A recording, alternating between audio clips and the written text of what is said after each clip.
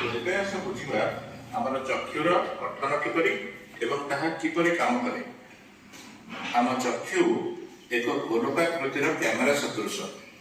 ତ ଏହି ଚିତ୍ରରେ ଦେଖିପାରୁଛ, ଯଦି ଆମେ ଆମର ଚକ୍ଷୁଟିକୁ ସମ୍ପୂର୍ଣ୍ଣ ରୂପରେ ଦେଖିବା ତାହାର ଆକାର ଏକ ଗୋଲକ ସମାନ ରହିଛି। ତ ଏହାକୁ କୁହାଯାଏ ଚକ୍ଷୁ ଗୋଲକ। ତ ଏବେ ଯଦି ଆମର ଚକ୍ଷୁ ଗୋଲକଟିକୁ ଆମେ ଗୋଟିଏ ପାର୍ଶ୍ୱ ବା ଗୋଟିଏ ସାଇଡରୁ ଦେଖିବା, ତାହା ଏହିପରି କିଛି ଦେଖାଯିବ।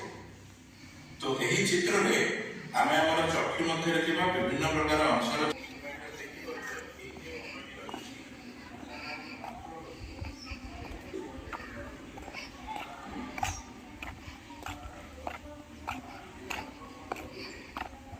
लोक साहित्य देखुचु ताहा हुएत परवर्ती समय सृष्टि होई थिबो।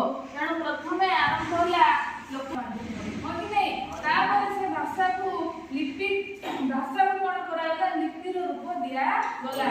तापर लिपि देला पर कोन होला ना हमर लोक साहित्य वा साहित्य लेखा समिला आरंभ होला। तो केउ शताब्दी रे हमर साथे एबरा समग्र गाडी नेक्स्ट पेज हम सारा अपनी लोग के कमेटी आ जो चित्र को बताई करा होला ये लोग बैठे कोन कोन आ चित्र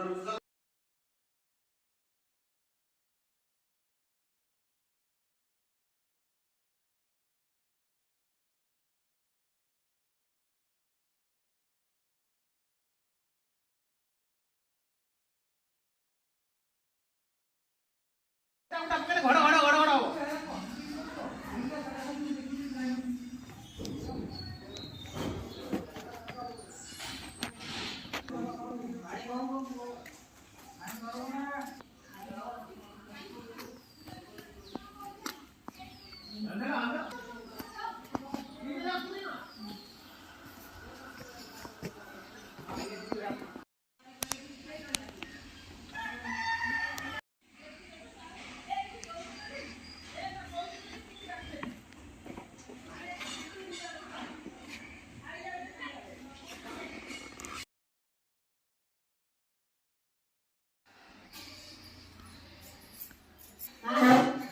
छिद्र जिने गुंडो देखो